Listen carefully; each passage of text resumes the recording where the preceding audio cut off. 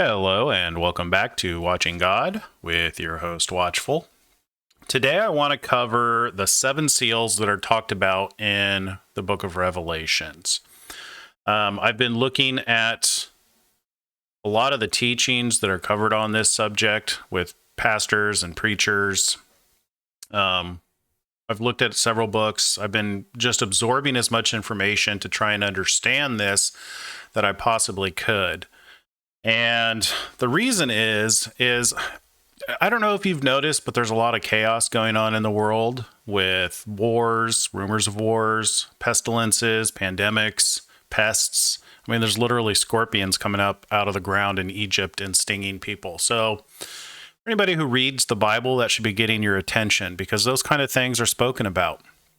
And especially in regards to the return of Jesus, he talks about these happening and that it's the beginning of sorrows and to not be troubled. So our goal today is to not be troubled or broken, but to rejoice. And I hope to give you some concrete evidence that can reaffirm your trust in God and that he knows what he's doing and that these things must come to pass in order to vanquish evil, honestly, is what it is. So what we're going to cover, I'm going to show some detailed information about the purpose of the Revelation 12 sign. That happened on September 23rd, 2017.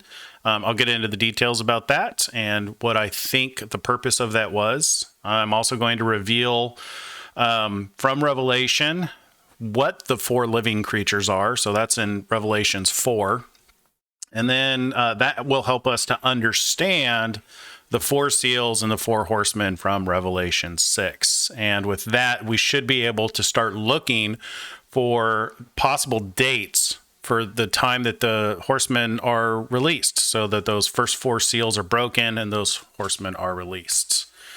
So quick disclaimer, this is a work in progress. I do not know everything, and what I know might have flaws in it. I'm not perfect. My purpose in sharing this with you is so that we can work the Word of God together and come to a better understanding of the truth. Like it says in 2 Timothy 2:15, study to show thyself approved unto God, a workman that needeth not to be ashamed, rightly dividing the word of truth. So I'm not claiming to be a prophet. Doesn't mean I'm not. A prophet is one who foretells and or forthtells. Foretelling means to speak the truth, not otherwise available to know by the 5 senses. And foretelling means revealing the future. So in my mind, I'm merely a son of God, as described in 1 John 3:4, that says we are all sons of God who believe in Christ. However, I might be revealing new truths and future events today. So decide for yourself. All right, so the most common objection I hear when talking about this, when looking for the return of Christ, but doesn't the Bible say, but of that hour, day and hour, no man knoweth? They're usually referring to Matthew 24:35, and it does say that, 35 and 36, but a key to understanding the scripture is knowing that all scripture interprets itself in the context or where it's used before. So context is important because the original scriptures did not have chapters or punctuation. So you really need to look at the whole context to know what is being said. You can't just quote things out of context and expect them to be true. So if we look at Matthew 24, verse 35, it says, heaven and earth shall pass away, but my words shall not pass away. But of that day and hour knoweth no man, no, not the angels of heaven, but my Father only. So you can see the context here is referring to heaven and earth passing away, not the return of Christ. In fact, if you continue reading in Matthew 24, he talks about his return. And then in verse 42, he says, watch therefore, for ye know not what hour your Lord doth come. But know this, that if the good man of the house had known in what watch the thief would come, he would have watched and would not have suffered his house to be broken up. Remember, our goal is to not be broken or troubled, but to rejoice. Here's what Jesus tells us to do. Therefore, be ye also ready, for in such an hour as you think not, the Son of Man cometh. Remember, so in Matthew 24, verse 6, Jesus says, and ye shall hear of wars and rumors of wars. See that ye be not troubled. So this is why this is our goal. And he also says this in Mark and Luke and even in Thessalonians. We're commanded to watch. We're commanded to look for his return.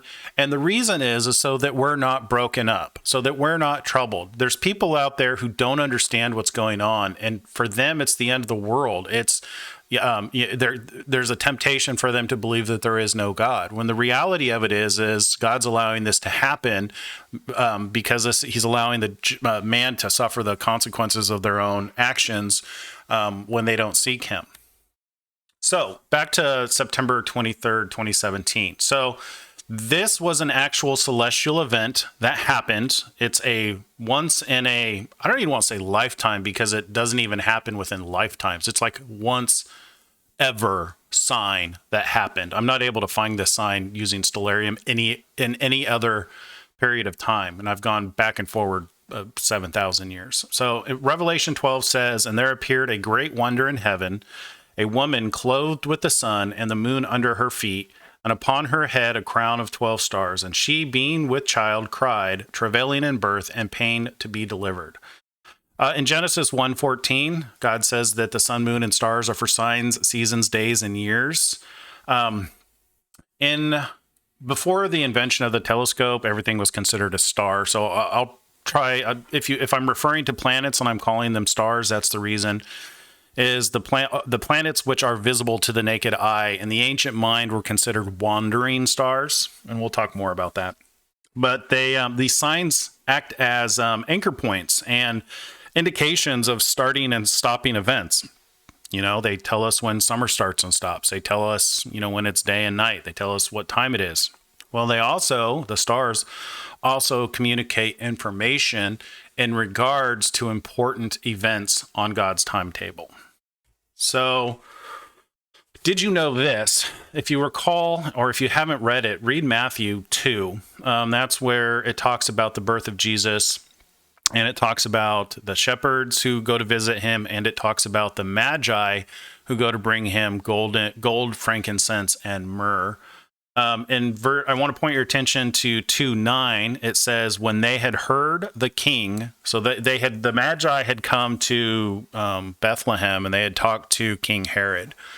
And then this is where it picks up. When they had heard the king, they departed, and lo, the star which they saw in the east went before them, till it came and stood over where the young child was. Now, the reason I bring this up is it's in relation to when Jesus was born, because this is really important for the Revelation 12 sign. And it also shows us that God will use stars to actually point to locations on. He'll use celestial events, not just stars. He'll use celestial signs to actually point to physical locations on Earth, which is going to be important for when we start to look at the book of Revelation. And hopefully this will help you, give you a new perspective when you're reading, to give you new paths to explore when you're trying to understand Revelation. So location is important. So also in Amos 3:7, it says, "Surely the Lord God does nothing without revealing his secret plan to his servants, the prophets." So in regards to Revelation 12 sign, when God shows us those signs, he's revealing his secret plan. He did it with the Magi, so why wouldn't he do it for us today, those who are watching? All right, so this is the Revelation 12 sign. The best I can tell is that its purpose is to announce Jesus' coming, and it actually has a dual purpose. So right here, what you're looking at is, this is a screen copy from Stellarium, a program, and this is technically 3 BC. It says -2 here because 0. There's no 1. 0 is counted as 1, so it's 0, 1, 2. That's how you get to 3 BC. It's a computer thing. Just trust me on this one. So this is September 11th, 3 BC. And this is the first appearance of the Revelation 12 sign. So we have Virgo, the woman clothed with the sun, and the moon at her feet. Notice there's no 12 stars. So the Revelation 12 sign, I think this is kind of a hidden purpose, because when researching the birth of Jesus, it's not only this sign that actually indicates that he was born. This is the day he was born. The best that the scholars can tell. This is not my work. This is just people who have looked into this. And I'm going to quickly go through how they came to that conclusion. And most of it doesn't revolve around this. This just happens to be where I'm getting the understanding that the purpose of this sign is to announce Jesus' coming. Now, the one that's specifically mentioned in Revelation 12, that happened September 23rd, 2017. So let's go through some of the events that were used just real quick, because this is going to give you an understanding of how to read the stars. Let's go through some of the events that were used to identify when Jesus was born. But before we do that, you have to understand the meaning of the stars. This will help you read Revelations. So Mercury is often in ancient lore and ancient understanding, the best that we can find. And a lot of this comes from E.W. Bullinger's Witness of the Stars. He did a lot of research on this.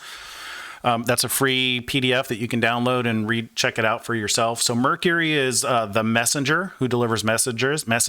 This is often attributed as Gabriel, the archangel. Venus represents the Messiah, the bright and morning star. It's called that because it's visible in the morning when the sun is out. It's one of the only stars that is still visible at dusk. And these are in order of their distance from the sun. So you have the sun, Mercury, Venus, and then Earth. And then Mars. This is the one who stands and fights for God's people. This is associated with war and the archangel Michael. Jupiter represents the star of royalty and kingship. Saturn. This one's been obscured through time. In a lot of mythology, it's referred to as the god responsible for agriculture and harvest. But as you dig deeper in lore, you'll see that it has a very evil connotation. It's evil signifying death and darkness, destruction, weeping, grief. This is associated with Satan. I find it interesting that Satan tries to cover this stuff up, because this one, there's a lot of mixed information on Saturn. And then not a planet, but an actual star. This is Regulus. This is the brightest star in Leo. It is traditionally called the heart of the lion, and you'll see why. In antiquity, this is known as the king star, being associated with rulership and dominion. And then the other planets, Uranus, Neptune, and Pluto. Pluto is no longer considered a planet. So there's not really any ancient beliefs around these due to them not being visible to the naked eye. And then just a quick note on Leo. Leo is a constellation, not a star. This is the sign of the lion from the tribe of Judah. All right, so these are the celestial events around the birth of Jesus. And you can find these in just various articles written by people much smarter than me who have looked into the birth of Jesus. So the Magi was a sect of people who they studied the stars, so they knew the meanings of the stars, and they looked to them for understanding. So it's different than astrology. So you'll come across astrology and astronomy. Astrology has to do with a lot of mythology and lore, where astronomy has to do with the movement of the planets. So like the movement of the planets in the zodiac, which the zodiac is the path of the sun, the path. So it's the constellations that are in the path of the sun. So there's 13 of them. There used to be 12. Now they've included a 13th one. So the Magi were kind of the pre-astrologers. They had an understanding of the actual meaning of the stars and what they represented, versus today people use it to determine what you eat for breakfast, lunch, and dinner, and weird stuff like that. So the Magi used the stars to identify that the king that they were expecting had been born. And then they used those stars to actually find him, to bring him the gold, frankincense, and myrrh. You can read the record in Matthew 2. So on August 12th, 3 BC, Jupiter and Venus. Remember, Jupiter is the king planet. Venus is the bright and morning star. Venus is the Messiah, the bright and morning star. And Jupiter is the star of royalty and kingship. So those were in conjunction in Leo. Conjunction means they were close together. That has a significance when planets with meaning are close together, especially when they're in different constellations. So September 3rd, 3 BC, Jupiter and Regulus were in conjunction in Leo. And from the location on Earth, it would have looked like that they were in occultation, I believe. I think the moon was there too, if I remember from what I was reading. The moon had covered Regulus, which that just means it went in front of it. And also Jupiter was there. So this is the most likely date for when Jesus was born. And you'll notice September 11th, because that's a day that rings true in our heart from 2000 when America was attacked. We'll get into more of that later. So, and then September 14th, 3 BC, Jupiter and Regulus were still in conjunction. So these were different events. So these were as the solar system moves and the planets do their thing, they kept coming into conjunction on these days. So the September 11th, September 14th. September 14th was the closest conjunction, but due to visibility on Earth and other things that had happened. So namely the Revelation 12 sign happened on September 11th. So that's one of the reasons why this is most likely the day he was born. Anyway, you can see there's several events. So you have these Jupiter Regulus conjunction. And then on August 27th, 2 BC, you had a massing of these planets, Jupiter, Mars, Mercury, and Venus in Leo. This is most likely what got the Magi's attention to start heading to Bethlehem.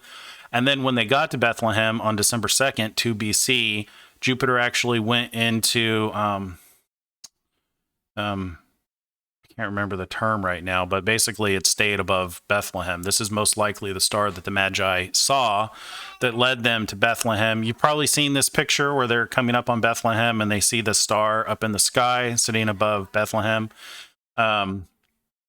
Retrograde, that's what it's called. It went into retrograde right there. So that it kind of just sits and it looks like it's resting above. So the reason I tell you all of this is so that you understand the first part of the dual meaning of the Revelation 12 sign. So it announced the coming Messiah when he was born. And also it shows us that God he knows that people were going to be watching those, and it can be used to point out locations on the planet. So that's important for what I'm going to show you. So now let's look at what happened on September 23rd, 2017. This really happened. I stood outside and looked at this. A lot of people did. This was even people who don't read the Bible, who are just fascinated by astronomy, were aware of this. You can find out all kind of information because this event is so rare. It never happens. So the woman being clothed with the sun happened once before. I think that happens once every 2,000 years or so. But the crown of 12 stars on her head, that never happens. And I've gone back 7,000 years in both directions. I can't find this ever using stellarium. The beautiful thing about the planets and the stars is you can mathematically determine where they're going to be at any point in time. And I haven't been able to find this ever happening again. So it's more than a once in a lifetime event. This is an event that happens once ever. So that should stand out in our mind, and the fact that it's actually mentioned in the book of Revelation should really get your attention.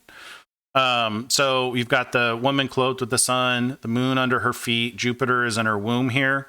And then you've got these 12 stars, which are in Leo, but then you have the planets here. And these are all the visible planets. So remember, we got Mercury, the messenger. You've got Mars, the warrior who stands up for God's people. You've got the bright and morning star, the Messiah. You've got the heart of the lion, the king star, the dominion.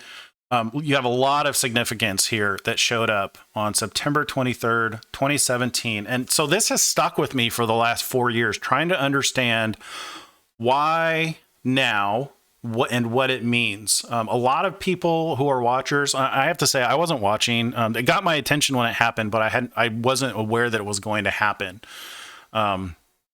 It just wasn't at the place where I was in my life where I was watching.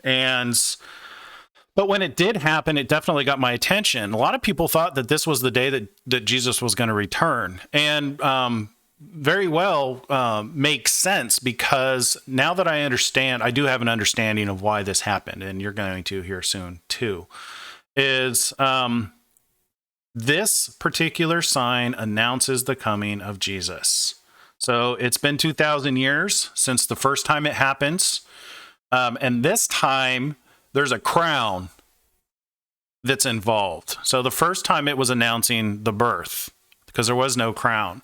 The second time it happens, there's a crown. So what do you think that's saying? It's announcing his second coming. It's announcing the coming king. Ladies and gentlemen, this is telling us that our Lord and Savior is returning. He is coming back. Remember, we were commanded to be watchful so that our house isn't broken, so that his return doesn't catch us unaware. Well, this anchors physical events with the written word. If this doesn't show you that the Bible was inspired by the living God, I don't know what will. All right, so Revelation 12 talks about Jesus' first coming. We read this already. Talks about the great wonder in heaven. I believe that the second time is in reference to Revelation 13. So let me re-say that again. So the best way to understand this is Revelation. So the sign tells us that Jesus is coming, right? And it happens twice, so it has a dual purpose. The first time, I think, lines up with Revelations 12, because Revelation 12 tells us about the first coming of Jesus. Let's read that. So, and there appeared a great wonder in heaven, a woman clothed with the sun and the moon under her feet, and upon her head a crown of 12 stars. I think this is reserved for Revelation 13. And she, being with child, cried, travailing in birth and pain to be delivered. And there appeared another wonder in heaven, and behold, a great red dragon, having 7 heads and 10 horns, and 7 crowns upon his heads. And his tail drew the third part of the stars of heaven, and did cast them to earth. And the dragon stood before the woman which was ready to be delivered, for to devour her child as soon as it was born. And she brought forth a man-child, who was to rule all nations with a rod of iron. And her child was caught up to God and to his throne. And the woman fled into the wilderness, where she hath a place prepared of God, that they should feed her there 1,260 days. So this has already happened, right? So this was the first announcement of Jesus's coming. So we know that the adversary tried to kill him. When he was born, Herod had all the children 2 years and younger slaughtered in Bethlehem, not Bethlehem, in Judea. Forgive me, I don't remember exactly where, but King Herod had all the children 2 years and younger. Yeah, no, it was in Bethlehem. 2 years and younger killed, trying to kill the Messiah. So that was the adversary working through Herod. Now, I haven't found this wonder in heaven. I definitely want some help with this. I'm trying to identify, which it's hard because there is a constellation called Draco, and there's also one Sirius, that are this word dragon means serpent. When you look up the word in Greek, it's the word for serpent. There is one called Draco. There's another one called Sirius. So there are 2 constellations that this could be referring to. However, they are not in the zodiac, so they don't fall in line with the path of the moving stars. So they don't fall in line with the path of the moving stars, so there's no wandering star to actually have a significance. So my guess is that there was some kind of a comet or a supernova that showed up that had given this indication. I don't know if we may not even be able to find that. I would love to if anybody has any ideas, I'm looking for this. This is on my radar to identify when this happened. Anyway, not to get off on a tangent. So this is Revelation 12, talks about Jesus's first coming. And I believe the second coming is handled in Revelation 13. So this is going to blow your mind. Here's where we start to get into stuff that's brand new. So the first time, so my first understanding of, I was led to this when I was studying Revelation 4, and I'll handle how I was led to that after I show you this. So, and it says, "And I stood upon the sand of the sea and saw a beast rise up out of the sea, having 7 heads and 10 horns, and upon his horns 10 crowns, and upon his heads the name of blasphemy. And the beast which I saw was like unto a leopard, and his feet were as the feet of a bear, and his mouth as the mouth of a lion. And the dragon," I think this might actually be referring to China, I'll get into that later, "gave him his power and his seat and great authority. And I saw one of his heads as it were wounded to death, and his deadly wound was healed. And all the world wondered after the beast, and they worshipped the dragon, which gave power unto the beast."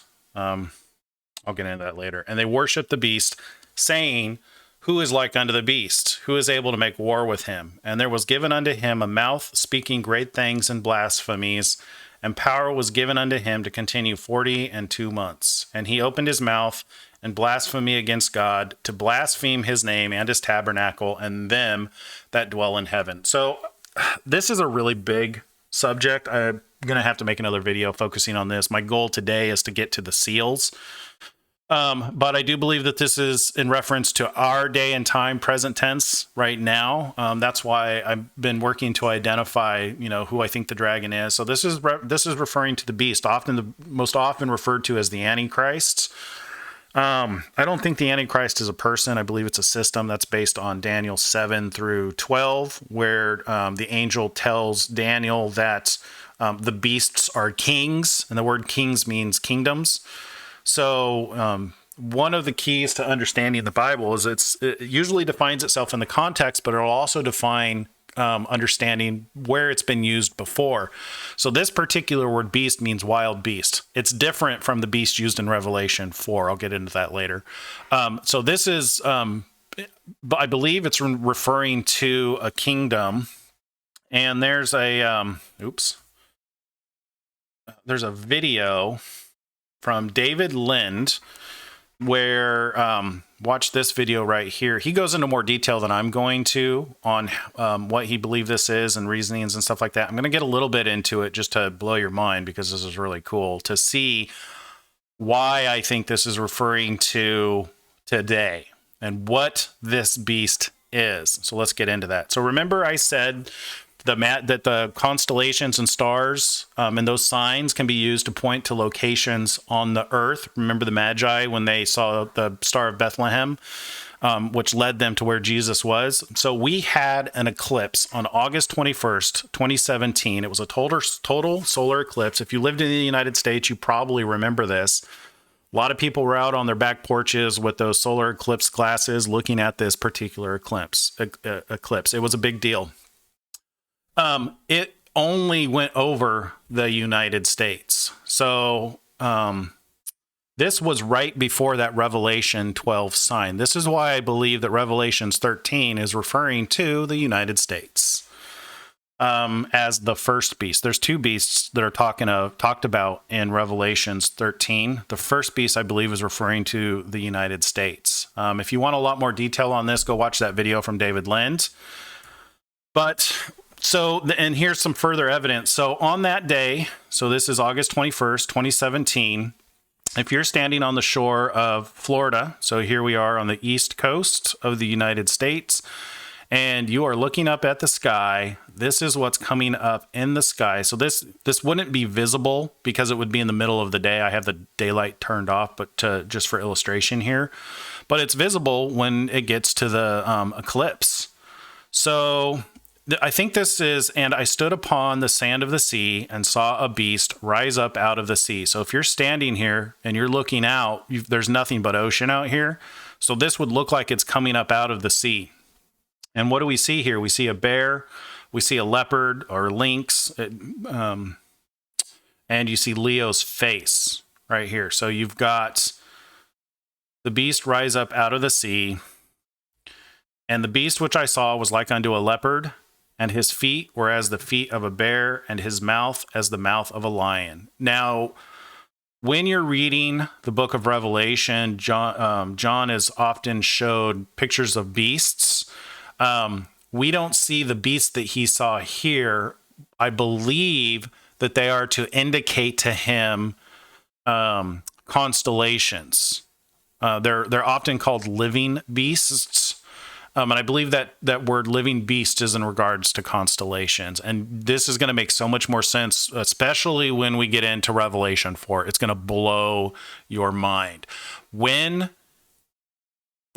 John and when God had John write these images, he was giving him timetables. He was showing him periods of time. He didn't understand them, but we can understand them today.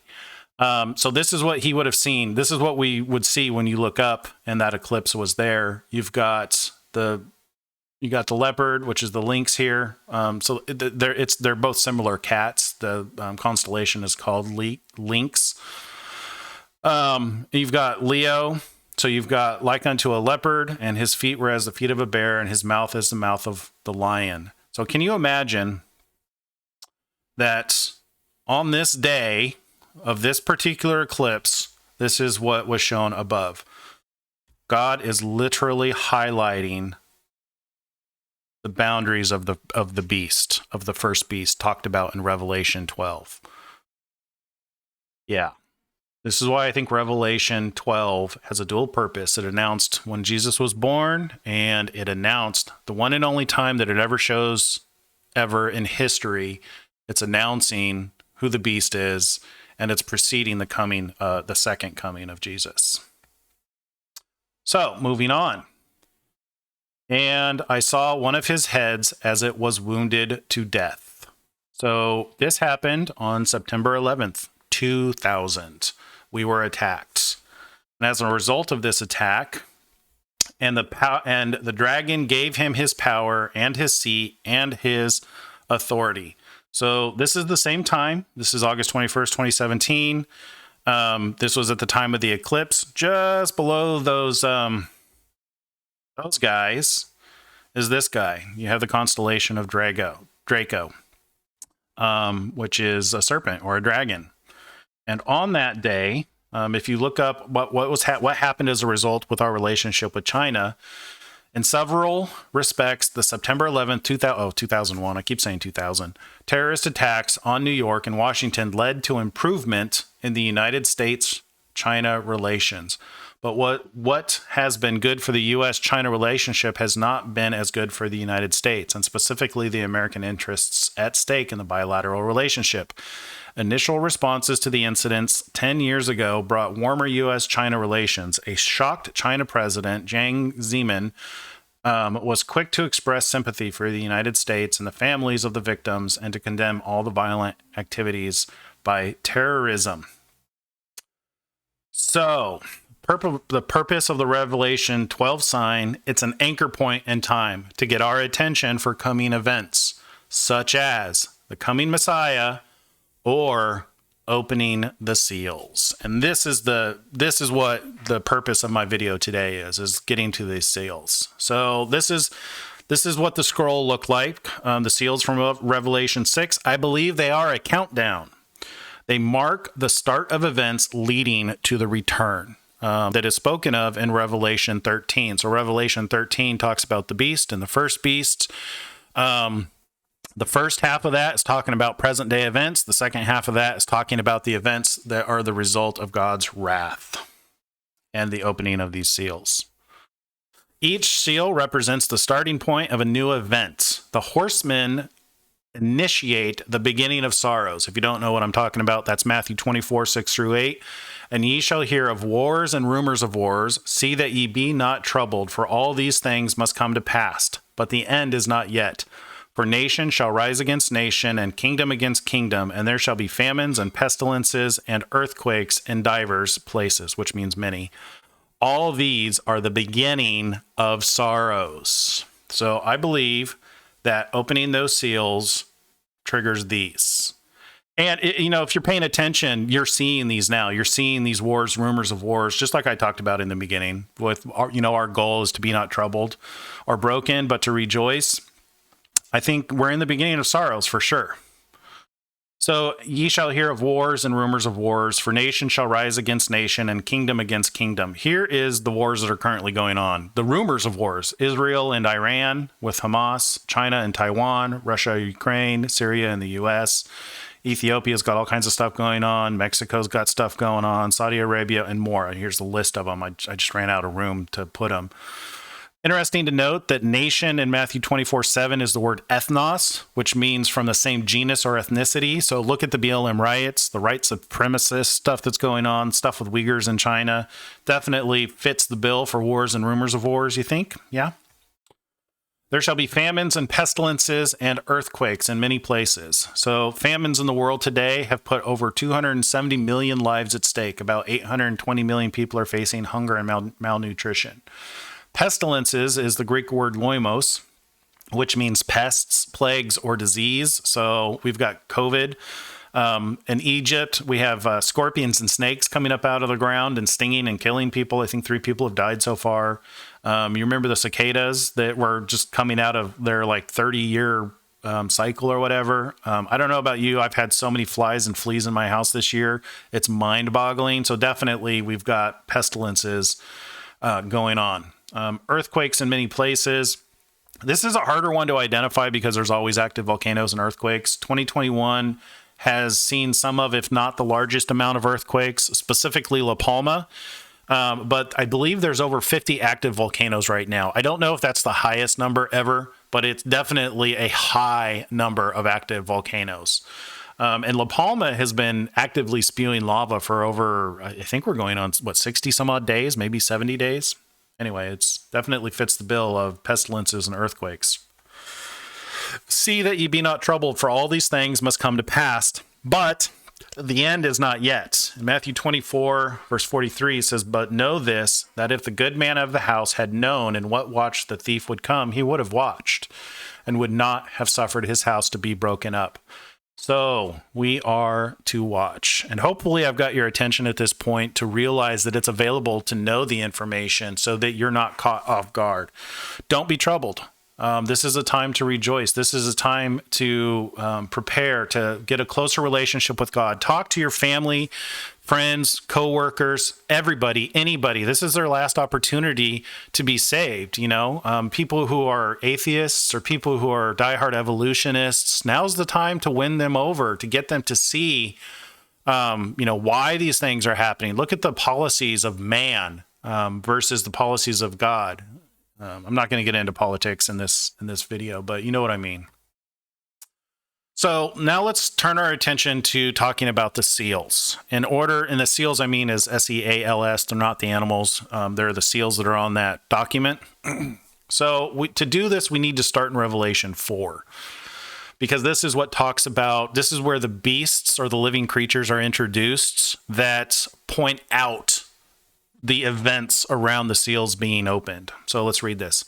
After this I looked, and behold, a door was opened in heaven, and the first voice which I heard was as it were a trumpet talking with me, which said, come up hither, and I will show thee things which must be hereafter. So John was on the island of Patmos. In this vision, he said, come up hither. You're going to see that he was calling him up to the North Star. So God's throne, which is at the North Pole. And it's above Earth. This is it's called the North Star. It's used with navigation because it doesn't move. It's an anchor point in the heavens that allows people to navigate the planet. So this is where he's being called up. You'll see why I know this on our next slide. And immediately I was in the Spirit, and behold, a throne was set in heaven, and one sat on the throne. And he that sat was to look upon like a jasper and a sardine stone. And there was a rainbow round about the throne, in sight like unto an emerald. And round about the throne were 24 seats. And upon the seats I saw 24 elders sitting, clothed in white raiment. And they had on their heads crowns of gold.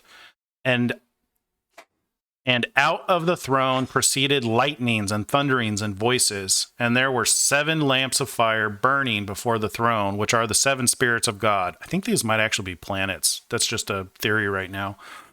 And before the throne there was a sea of glass like unto crystal, and in the midst of the throne and round about the throne were four beasts full of eyes before and behind. Now, what I'm about to show you is not entirely my own discovery. I want to give credit to David Lind in his video Revelation 4, Visualize Heaven and See the Miracle from God's Throne.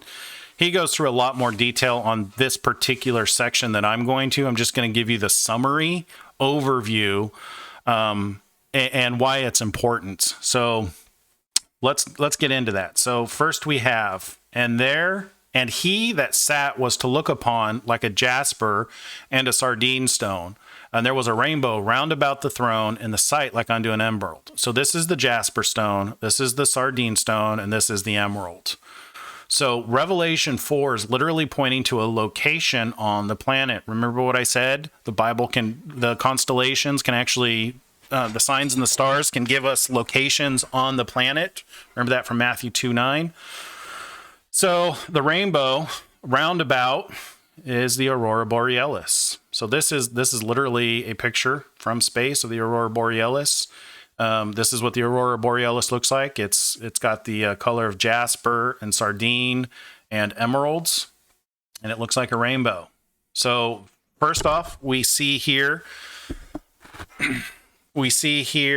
that he's pointing to a location on the planet. So remember, he was caught up. He was told to come up north, and then he was given a description of what's up there. So this is a top-down view. So if you were up at Polaris, this is what you would see. You'd see the this is obviously computer generated from radar, but this is the aurora borealis and how it encircles. So notice the ocean here. That would have been frozen ocean here would be that sea of glass. The seven lamps of fire burning before the throne, which are the seven spirits of God. I have a theory on this right now. I don't know if it's entirely true. I think that might be referring to the visible planets, Mercury, Venus, Mars, Jupiter, Saturn, and the sun. I don't believe Uranus and Neptune are visible by the naked eye. So that's just a theory right now I'm still working on. Would love to talk to people more about that.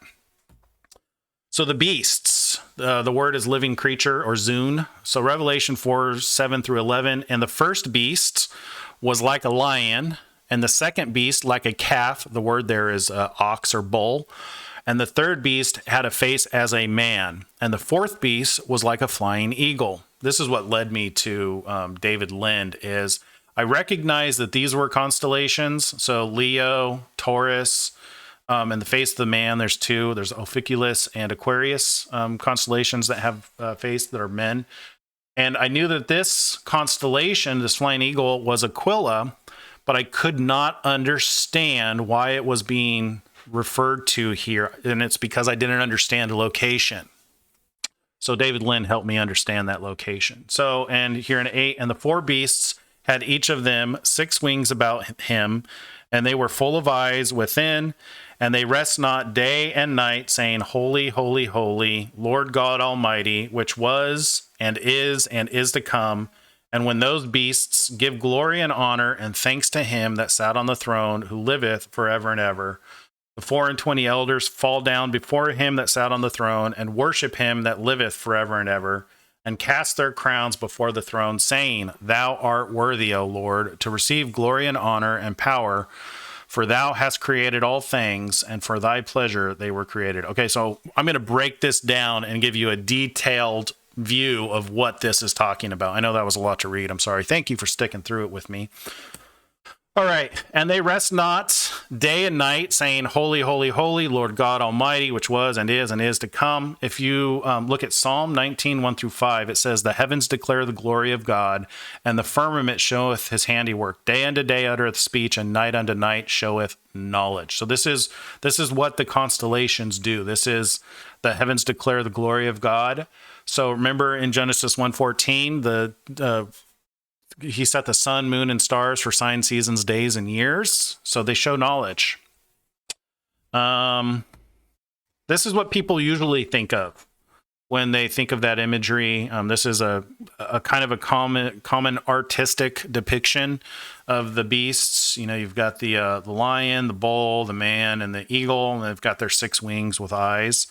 Hard to really understand what God's talking about here. The reality of it, though, is this. So remember, we were taking up to the North Pole. We're sitting at Polaris. So this is the Earth. You're looking down at, this would be the Aurora Borealis right here. And then you've got the beast with the face of an eagle, face of a man, face of a lion, and the face of an ox. He's literally giving us a location, and he's giving us anchor points. He's giving us constellations to pay attention to. Living beasts. This is different from the beast that's referred to in Revelation. All right, so Revelation 5, we're just going to handle this real quick. And one of the elders saith unto me, Weep not, behold, the Lion of the tribe of Judah, the root of David, hath prevailed to open the book and to loose the 7 seals thereof. So this is the chapter after it introduces those beasts, and this is before we actually talk about the seals. I just wanted to point this out real quick. And I beheld, and lo, in the midst of the throne and of the 4 beasts, and in the midst of the elders, stood a lamb as it had been slain, having 7 horns and 7 eyes, which are the spirits of God, sent forth into all the earth. And he came and took the book out of the right hand of him that sat on the throne, right? So this is Jesus. He took the scroll or the book out of God's hands, and now he's going to begin opening the seals. I don't know if this eclipse, remember August 21st, when we were going through and talking about God shows his secret plans. I don't know if this is him doing that, if this is in reference to when Jesus had taken that book out of his hand, but I find it fascinating, just kind of a theory I have right now. Who is worthy to open the book? You have Leo, and you have this eclipse in the heart of Regulus. And the interesting thing about this eclipse here is that it's an occultation, or it's in conjunction. It's not an occultation. So a conjunction is when they're next to each other. Occultation is when one covers the other. When the one closest to you is bigger than the one further away.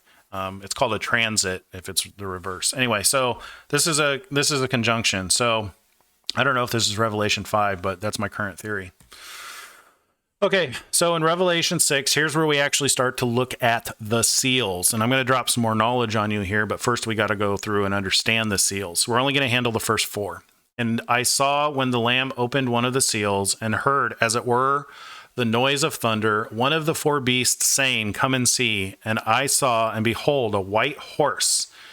So in here we have, and I saw when the Lamb had opened one of the seals, and I heard, as it were, the noise of thunder, one of the 4 beasts saying, Come and see. So remember the 4 beasts, and from Revelation 4, Leo, Taurus, Aquila, and Ophiuchus.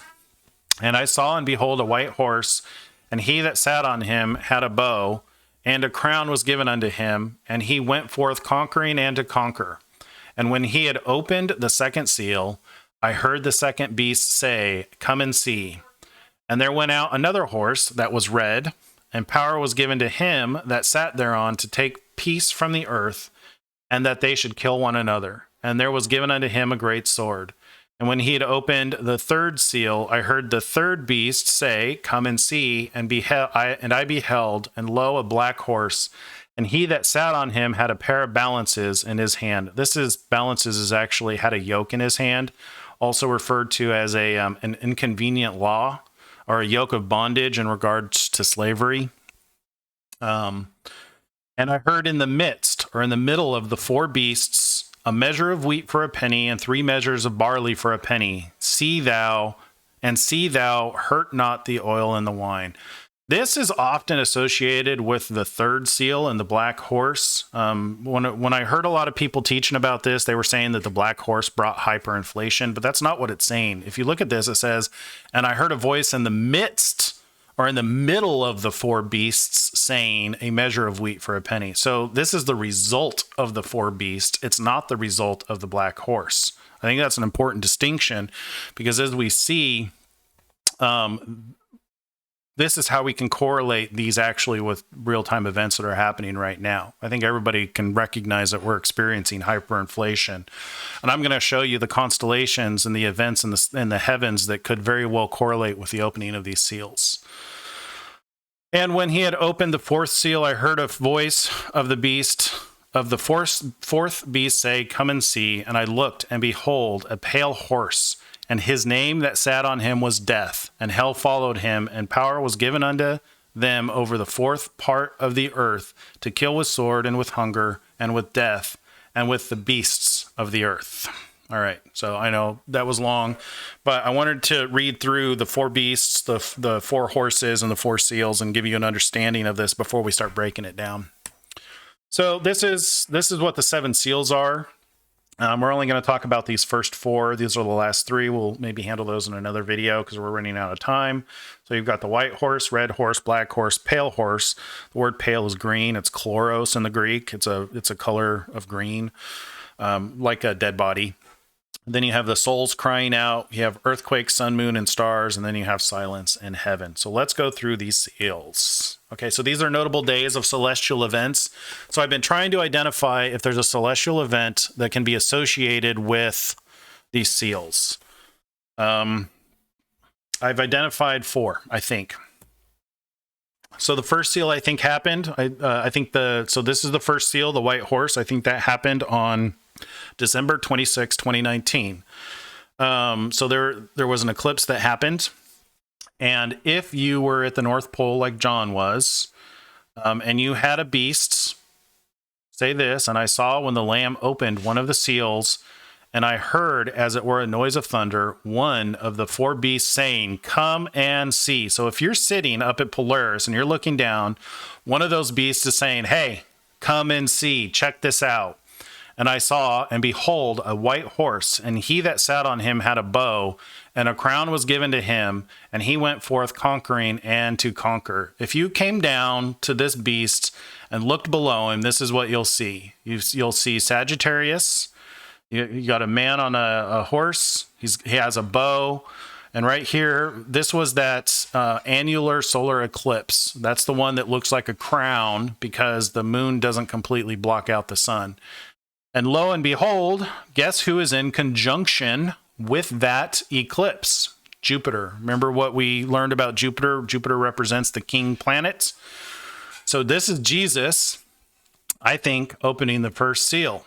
And it also happens to be the day that the first discovery of COVID. So 26, you'll see the annual solar eclipse, the crown. So this is also when the coronavirus was unleashed, which was sent out conquering and to conquer. I think it's important to note that the crown right here, there's two different crowns that are mentioned in Revelation. One is garland, which is used in like a race, and one is used to represent a king. This is the one that represents a race. Which I find it really interesting that it's used in conjunction with going forth, conquering, and to conquer. So take that as you will. So I have a high level of confidence that this is actually when the first seal was opened. If you have a look at the COVID timeline, that'll validate this. You can also look it up yourself that there was the annular solar eclipse, and even that this was when COVID was released. So this is Aquila. So let's just go through a little bit what I think that looked like. So you're in the North Pole. You see Aquila. Say, "Hey, come and see." When you come and see and you look below, this is what you see. And then probably shown the events. I don't know if John was actually shown the events or if he was just given these visions so that we could actually put them on the timeline. Literally what I think we're looking at, Revelation 4 is a clock it's a timepiece that tells us when events are going to happen. So the people that say no one knows the day or hour, why would God give us a clock if we're not meant to know the day and hour? I think we're meant to know the day. I don't know if we're meant to know the hour, but I'm pretty sure we could get to pretty darn close to when Jesus is going to return. And I don't know about you, with what you've seen so far, hopefully I've convinced you that it's probably happening, because this is not my word. This is literally celestial events. I got no control over what's happening in the stars. I'm just showing them to you and correlating them to the word, to the Bible. All right, so this is interesting. Remember, we learned celestial events marking out locations on the planet. So this is what that solar eclipse looked like from Wuhan, China. So usually solar eclipses are visible from certain locations on the Earth. Remember the one in August 21st was visible from the United States. This particular solar eclipse was visible in the China area. It's almost like God is underlining this is where this is going to happen. And you can see that this is actually visible in Wuhan. I don't know why it's directly over here. It would be interesting to look further into this to see if, maybe the truth of the matter is it wasn't released from the Philippines or something like that, that warrants further research. I trust God over the news media any day. So, and here's a cute little animation that I found that I think kind of shows you the going forth, conquering, and to conquer. So you've got the start of COVID here and like all the events with like that have been surrounding the release of this this pandemic. So it's definitely going forth, conquering, and to conquer. This is one of the few events that have affected the entire world. Another notable event is the flood of Noah when it killed everybody but 8 people. Yeah. All right, so let's look at the second seal. So in this one, I have a pretty high confidence on this one too. So there was another eclipse on December 14th, 2020, and Revelation 3 talks about that. And when he had opened the second seal, I heard the second beast say, "Come and see." And there went out another horse that was red, and power was given to him that sat thereon to take peace from the earth, and that they should kill one another, and there was given unto him a great sword. So I think this might have been the beast with the face of a man. So you've got a fuculus here. This just happens to be when Joe Biden was officially determined by the Electoral College to have won the electoral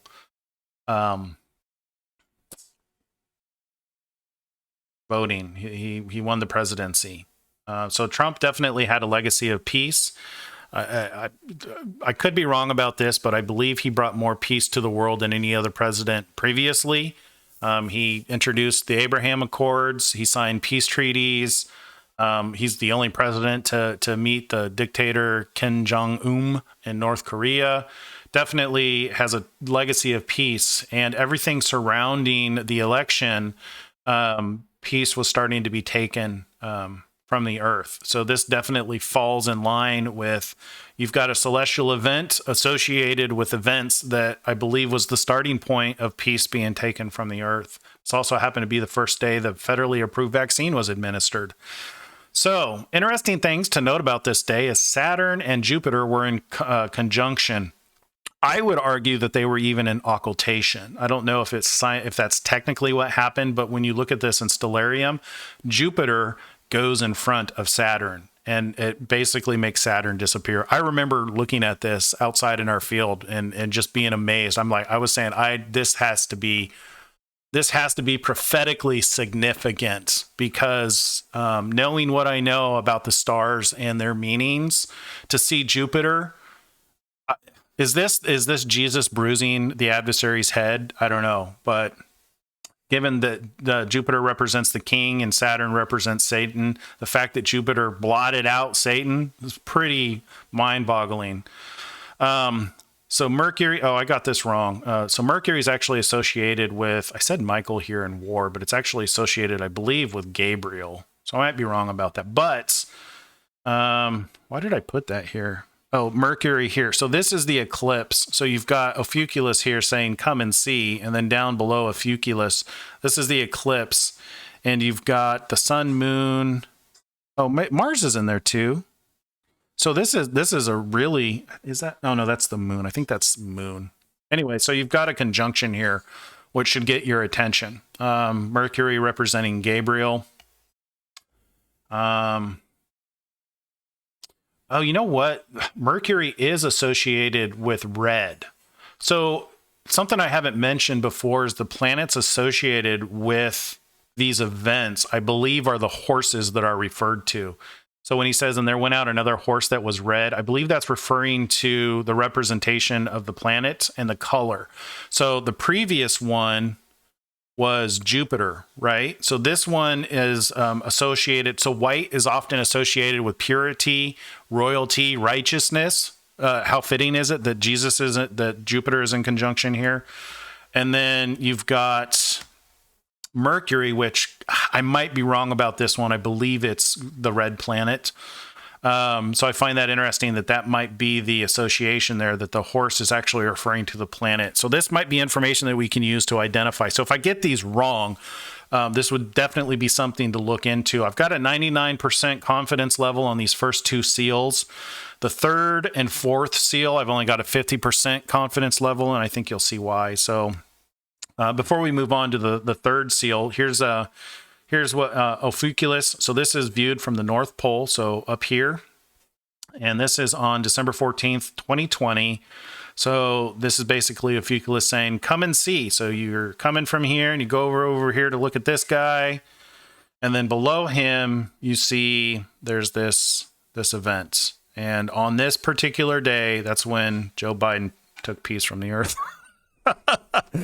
I don't want to fully blame him, but look at where we are today. I mean, people around the world have a really low confidence. You know, what good has he done? Nothing. He has caused more problems. Just look at Afghanistan. He gave the Taliban $85 billion. That's with a B worth of weaponry.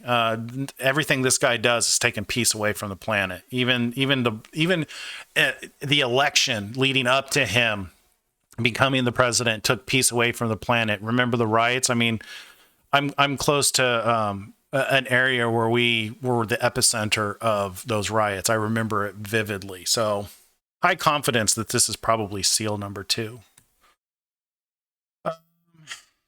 So this is, so the reason I put this in here is, this is a question that I have. This is that if anybody has information on this, it would be interesting to see why this particular eclipse on December 14th was best viewed here in South America, specifically in like Argentina area, Buenos Aires. What happened on that day in that area? I'd like to know. Another interesting thing to note is that eclipse happened in the Dark Horse Nebula. So this is the Dark Horse Nebula. I don't know if that has any significance. I just thought it was cool. All right, and then, so that's just another picture of that. Oh, this is showing Mercury. So we've got the sun, moon, and Mercury here. Mercury's in conjunction. Something important definitely happening on that day. And then also on that day, Jupiter and Saturn were in conjunction right here. So if you looked up in the sky, they were close to each other's. This conjunction culminates on the 21st. This is, so I put this Star of Bethlehem in here because a similar event happened on September 11th, but it wasn't Jupiter and Saturn. There was Jupiter and Venus, Jupiter and Regulus. You had the constellations. So it was a conjunctions get your attention in the sky. It's God saying, pay attention to this day. So here's that eclipse where it was visible. I don't know what was going on. It'd be interesting to see what was happening on this day, December 14th, 2020, why this eclipse was pointing out South America. So what do we have so far? So from Revelation 4, we've got John is looking down at the earth from Polaris.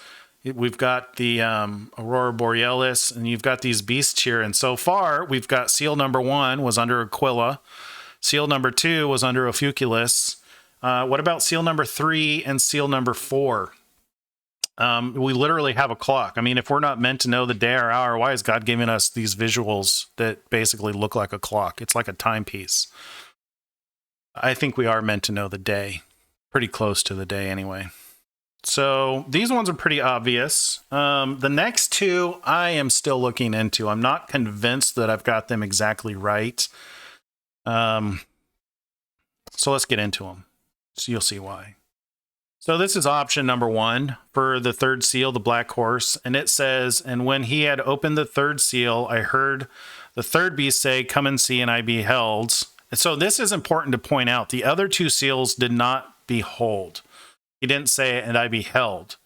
They just talk about what happened. This one is specifically in here, and he says, and I saw, and lo, a black horse, and he that sat on him had a pair of balances in his hand. This is the yoke. So there was a celestial event that happened on March 10th of this year, 2021. So I'm looking at, because Saturn is associated with the color black, I was looking for events that specifically happened with Saturn. So we've got Saturn in Cornucorpius here, Capricorn, basically, Capricornus.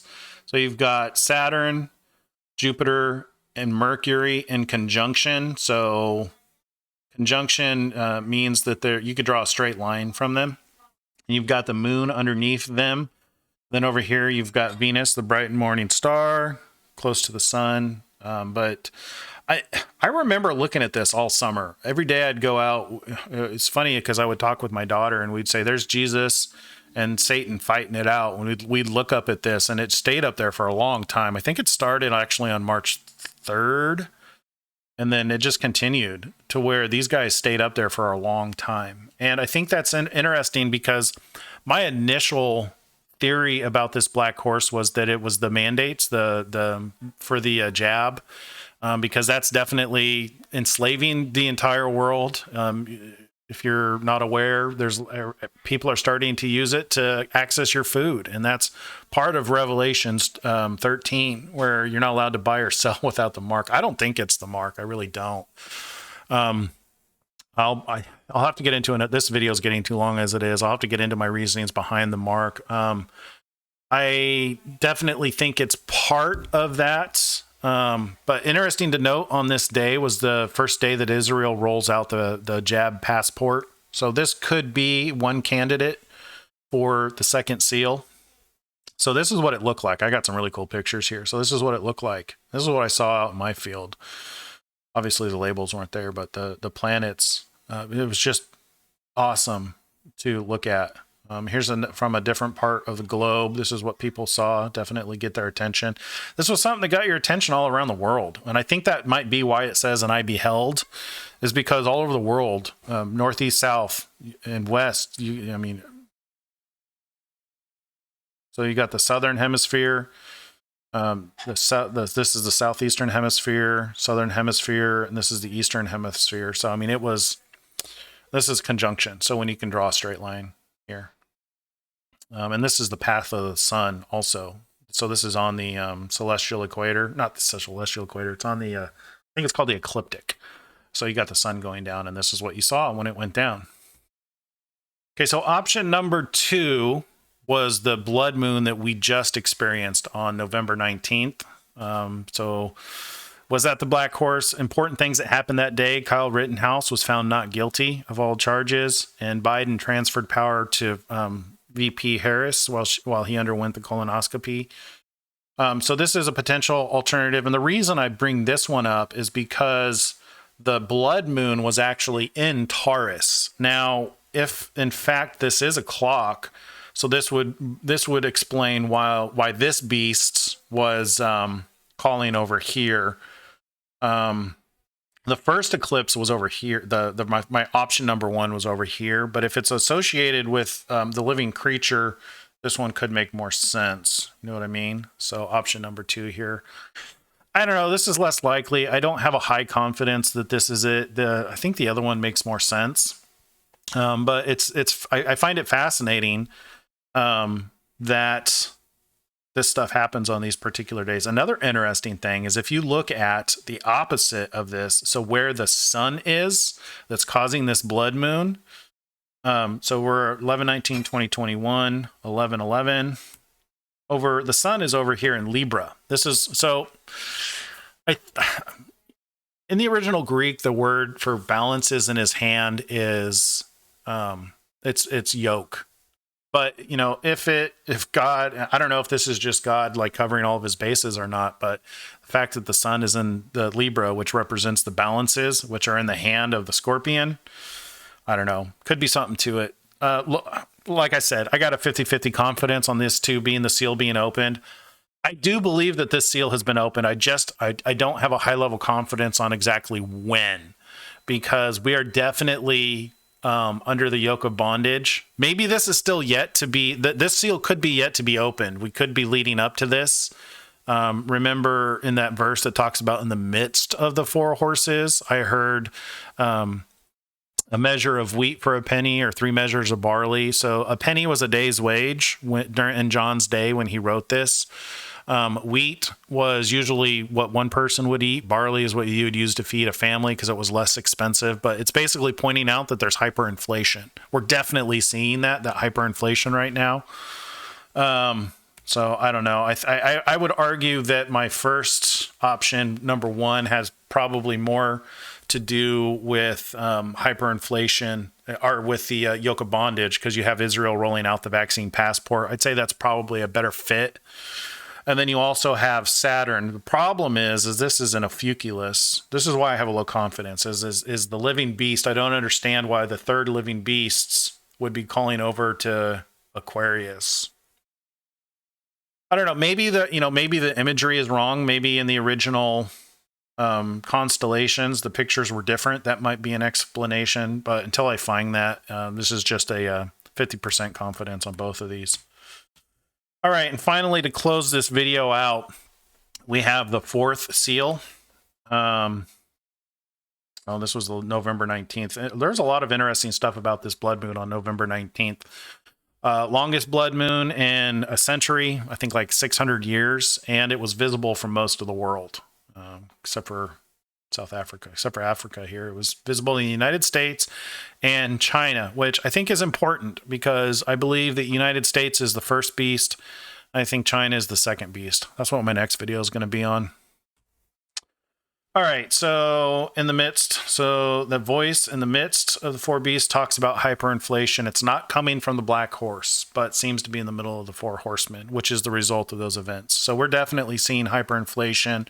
We're seeing famine. We're seeing shelves and stores that are empty. Man, if we're not in this end time, if we're not in this time of revelation, it is a very close foreshadowing of it. I really think we are. That Revelation 12 sign is what really kicked it off for me. That is an anchor point. That's literally a sign that never happens. It only happens once in all of the known universe ever. So, I mean, that should get our attention. I really think that Jesus is coming back. And so I hate to close out on a negative note, but the fourth seal, I don't know what the fourth seal is. So this is what it says. And I looked, and behold, a pale, which is green horse, and his name that sat on him was Death, and hell followed with him. And power was given unto them over the fourth part of the earth to kill with sword and with hunger and with death and with the beasts of the earth. We do have, and this is, so we have another eclipse coming on December 4th. December 4th also happens to be the day that this particular comet will be visible to the naked eye for the first time. This is the comet it's called C21A1, known as Leonard. An interesting thing about this comet is it's got two tails. So one of the observers who was looking at this thing in a very powerful telescope, he's noticing that it's got a big long tail, but then it's got a little tail also within it. I think I have a picture. Nope, I have another picture somewhere. But I think this is going to become more relevant. This could be the pale green horse. Now, I think the second beast, and I want to do a more detailed video on this. I think the second beast in Revelation 13 is probably China, because it talks about him coming up out of the land. Remember how we looked at the first beast coming up out of the sea, and it was the constellations of Leo, Ursa Major, and Lynx coming up out of the sea. So using that same logic, when you're looking at the second beast, it talks about a ram with two horns coming up out of the land. There's an eclipse associated, very similar to the one in the United States that went over China. And if you're looking up at the sky, Aries is coming up out of the land. So Aries is the ram with two horns. Interesting to note, the more you think about it, China is known as the Great Red Dragon. So there's a lot of references regarding the Great Red Dragon and the dragon supporting the first beast. I think of like Made in China. I mean, it causes the whole world to worship our idea of capitalism. I mean, there's just so many things to really start going down and associating these two. And I think we've been looking at China. So lately, Xi Jinping has been talking about starting Armageddon. I don't think that's any coincidence. Now, do I think that Xi Jinping is the man whose number is 666? We should actually look at this. we'll just do this real quick. So let's look at Revelation 13. I'll just read through this so we can end, because I think this is the pale green horse. So in regards to that, so this is future events, guys. This is not happening, but if I'm reading the stars right, and I'm reading Revelation 13 right, I may be able to tell you what's going to happen. So, and I stood upon the sand of the sea and saw a beast rise up out of the sea, having 7 heads and 10 horns, and upon his horn 10 crowns, and upon his head the name of blasphemy. You know, I think that name of blasphemy is In God We Trust, because the United States does not trust in God. And the beast which I saw was like unto a leopard, and his feet were like the feet of a bear, and his mouth as the mouth of a lion. And the dragon gave him his power and his seat and his great authority. China has definitely given us, you know, we have a lot of stuff made over in China. I think pretty much everything is made over China. You could definitely argue that they have given us, the United States, their power. So if China is the dragon, giving us the power and our seat and our great authority. And I saw one of his heads as it was wounded to death, and his deadly wound was healed. If that's 9/11, could be that. And all the world wondered after the beasts, and they worshipped the dragon, which gave power unto the beasts. And they worshipped the beast, saying, who is like unto the beast, who is able to make war with him? So definitely the United States is a world superpower who is able to make war with him. And there was given unto him a mouth speaking great things and blasphemies, and power was given unto him to continue 40 and 2 months. I don't know what the 40 and 2 months is. I've looked a lot at this, whether it's the 2,300 years starting in like 458 BC and going all the way to 1844. That's if you're counting days as years and stuff like that. I've looked at a lot of that. I'm not convinced. I don't have enough detailed information to make a convincing argument that I even know what that is. But one thing that I do think is the mouth speaking great things and blasphemies. One of the blasphemies, I think, is the religion of evolution. It's blasphemy to try and tell somebody anything other than evolution. Go listen to Dr. Kent Hovind from drdino.com.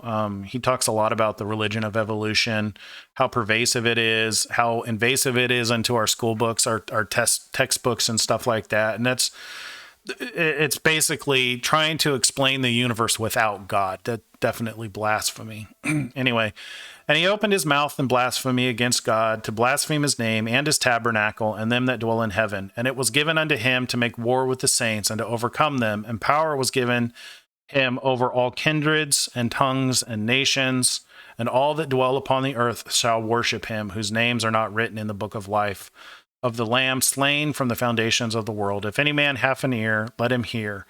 He that leadeth into captivity shall go into captivity. He that killeth with the sword must be killed with the sword. Here is the patience and faith of the saints.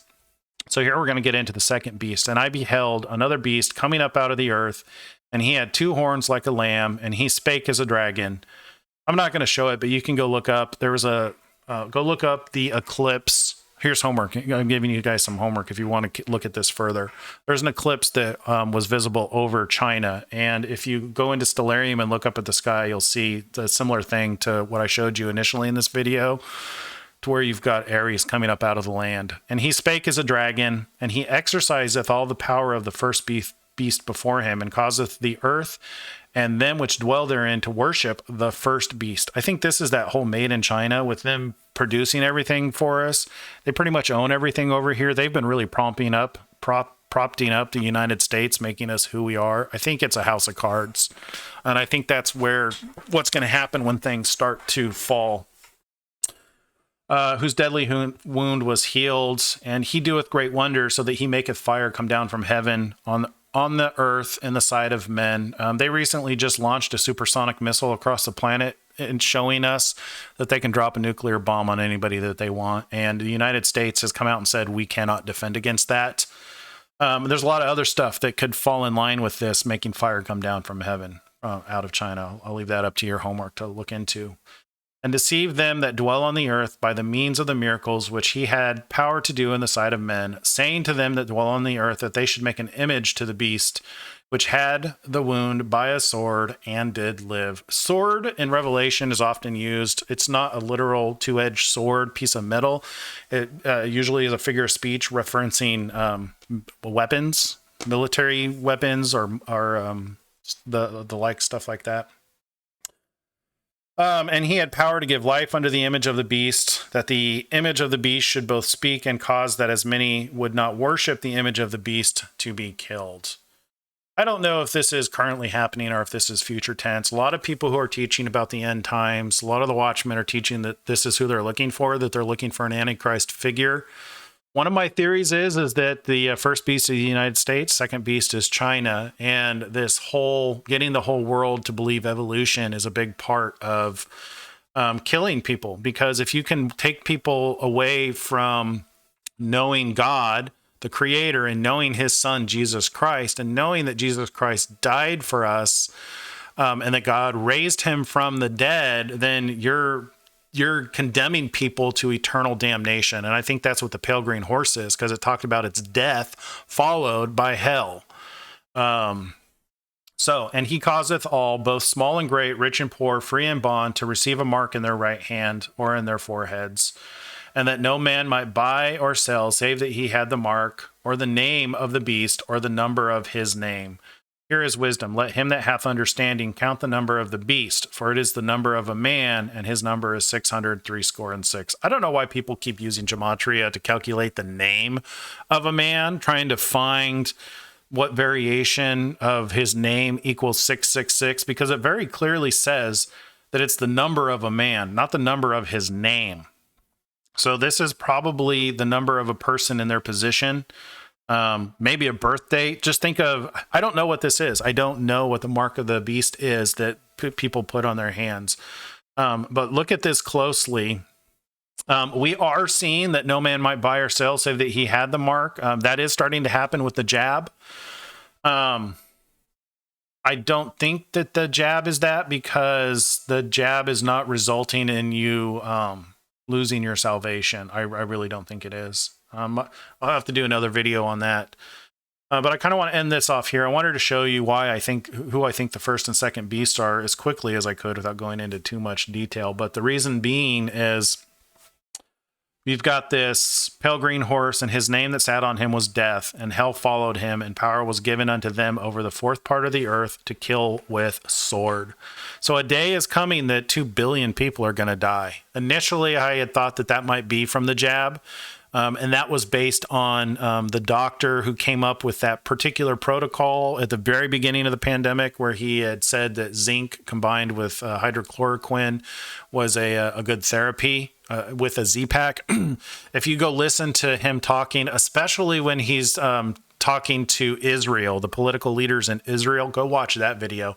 He makes a statement in there that he thinks that it has the potential to kill 2 billion people. He said that, and the guy who invented the jab, the technology behind the current jab, he said that this is the greatest risk of genocide the world has ever seen. I initially thought that was the pale green horse, but now that I have a better understanding of the first and second beasts, and the fact that he's given power to kill with the sword and with hunger and with death and with the beasts of the earth, I don't think that that's it anymore. I don't think that it's the jab. I actually think that it's probably that second beast. So we have this coming up. This is a future event. We've got Leonard. Leonard happens to be green. It also happens to have 2 tails. I don't know if this is the celestial event that kicks off. I don't know if this is the seal. There's no association with any other planets of significance other than Venus. It does pass Venus on the 12th, I believe. So December 12th, it will pass Venus. But other than that, there's no real significant events other than that. Apparently this is the first, or this is the last time we'll ever see this particular comet, because the trajectory is taking it out of the known universe. So maybe that's an indication that death is destined to be destroyed. So while the pale green horse, followed by the pale green horse, the rider Death, followed by hell, the fact that we'll never see this comet again, maybe that's foreshadowing of death being swallowed up in victory. I don't know. So there's some interesting things to look at here. This one I've got pretty low confidence on. I wouldn't even say 50%. This is just what I'm looking at because I don't think the pale green horse, I don't think the fourth seal necessarily has been opened yet. I think we're getting very close. And, you know, the Thessalonians says that we are saved from the wrath to come. So is this the day that the wrath starts when the actual killing of 2 billion people happens? Is that when we're out of here? I don't know. I think it might be. So we could be out of here as soon as December 4th. Thanks if you've made it all the way through here. I hope I've showed you some stuff to get you excited and to give you hope so that you're no longer troubled or broken. Please take this information, start a conversation with me. If I missed something, help show me what I missed. Let's talk about this. Let's talk about the Bible. Like I said, I don't know everything. This is just my diligent study of the work of the Bible and the stars, trying to make sense of things. And I will continue to iterate on this and change it as I find new information that gives me a higher level of confidence on these, as so long as I'm here on this planet. So God bless you, and thank you for your time today. Take care.